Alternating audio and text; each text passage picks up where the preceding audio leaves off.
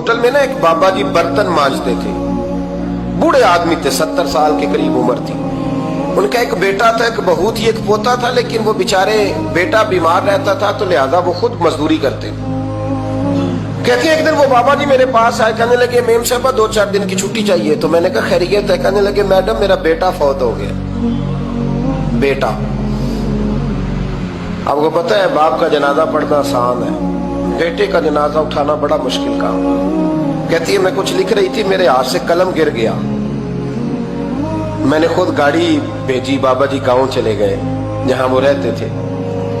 कहती 2-3 दिन के बाद मैं और मेरा शौहर गए तो रास्ते में हम बातें कर रहे थे कि क्या ताज़ियत करेंगे। एक ही बेटा था, कोई रिश्तेदार भी नहीं, तो उसकी तो कायनात उजड़ गई, किन लफ्जों से उसे ताज़ियत क्या कहेंगे। कहते जब हम गए तो वो टूटी हुई चटाई पे बैठा था, कुछ लोग करीब थे, हमने जाके कहा बाबा आप मुसलमान हैं, हम आपको क्या नसीहत करें, एक ही बेटा था, कि किस तरह करके हम आपको तसल्ली दें। तो कहते उसने आंखें खोली, बूढ़ी आंखों में ईमान की रोशनी। कहने लगा बीबी क्या ताज़ियत की बात करती हो, मैंने को पैसे जमा करा के बेटा लिया था, खुदा ने फजल से दिया था, अदल से ले गया है, मैं अपने रब के फैसले में बड़ा राजी हूं। अल्लाहु अकबर। वो खातून कहती है कि वो बाबा जी से मैंने कहा कि चलो आप 1 महीने की छुट्टी कर ले, तो कहने लगा नहीं मैडम मैं मुसलमान हूँ, मुफ्त की रोटी नहीं खाता, मजदूरी करके खाता हूँ, मैं इंशाल्लाह 2-3 दिन के बाद काम पे आ जाऊंगा। कहते हैं वो चंद दिनों के बाद आ गया, अल्लाह की कुदरत के अभी 2-3 माह गुजरे थे, फिर आया, मैडम छुट्टी चाहिए कुछ दिनों की। मैंने कहा खैरियत है? कहने लगे वो मेरी बहू भी हार्ट अटैक से फौत हो गई। कहते अब मैं भी तड़प गई हूँ और ईसाई हो कि मेरी आंखों में आंसू आ गए। मैंने कहा घर का दरवाजा बंद हो गया, अब ये बेचारा क्या करेगा। वो अपने शौहर के गम में हार्ट अटैक से फौत हो गई। कहते हम फिर 2-3 दिन के बाद ताज़ियत के लिए गए, फिर टूटी हुई चटाई, बूढ़ा ना अपनी उंगलियों से जमीन पर कुछ बना रहा।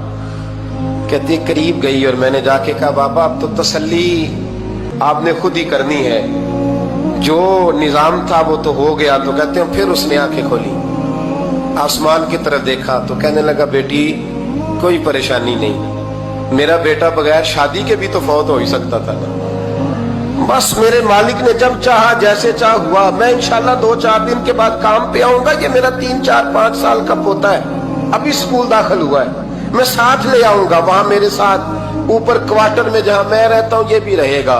कभी कभी मैं देखती छत पे खड़े होके कि दादा घोड़ा बना हुआ है और पोता सवारी कर रहा है, वो सवेरे उठता उसको स्कूल छोड़ के आता, शाम को लेके आता, प्यार करता, मोहब्बत करता।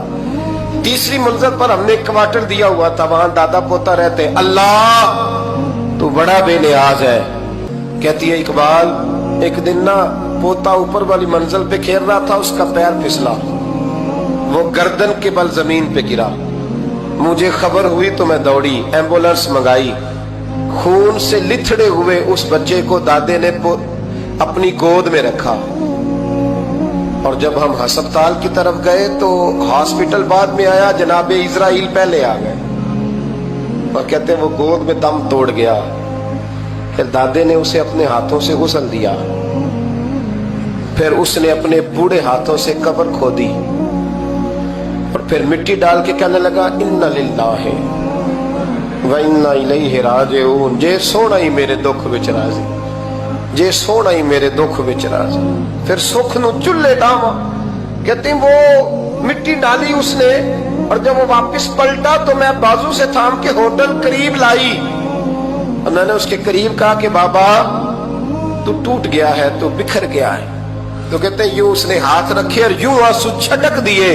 कहने लगा मैडम क्यों क्यों, मेरे अंदर कोई अकीदा नहीं, मैं कोई लवारस हूं, मेरा कोई रब नहीं, मैं क्यों परेशान रहूंगा, मैं तो पका हुआ फल हूं, थोड़े दिन गुजरेंगे कब्र में जाऊंगा और जब जन्नत में जाऊंगा तो अल्लाह मेरी बेटे से भी मुलाकात कराएगा, मेरे पोते से भी मुलाकात कराएगा, मेरा रब सारी मुलाकातें करा देगा, मैं अपने अल्लाह की रजा पे बड़ा राजी हूं।